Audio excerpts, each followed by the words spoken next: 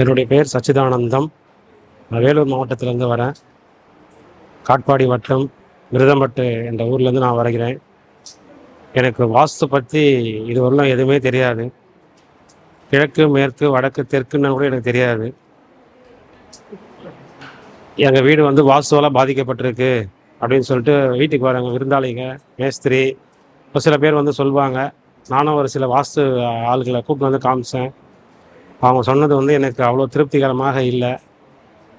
தற்சமயம் ஒரு 4 டேஸ்க்கு முன்னாடி தான் சாருடைய வீடியோவெல்லாம் பார்க்க ஆரம்பித்தேன். திடீர்னு அது பின்னால் என் கண்ணில் படவே இல்லை. திடீர்னு அந்த வீடியோலாம் பார்க்கும்போது சார் வாஸ்து பற்றி ஒரு சில கருத்துக்களை தெளிவாக சொல்கிறாரு. அந்த தெளிவான கருத்துக்களை எங்களுக்கு அந்த வீடியோ பார்த்து எனக்கு ரொம்ப பிடிச்சி போச்சு.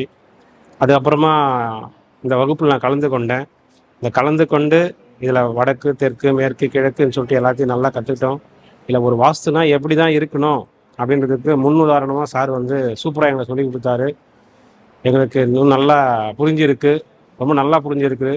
அதுவும் பார்த்தீங்கன்னா வாஸ்து ஒரு திருக்குறள் படித்தா வாஸ்துவில் நம்ம நல்லா முன்னேறலாம், நிறைய விஷயங்களை தெரிஞ்சுக்கலாம். திருக்குறளில் தினமும் படிக்கணும்னு சொல்கிறாரு.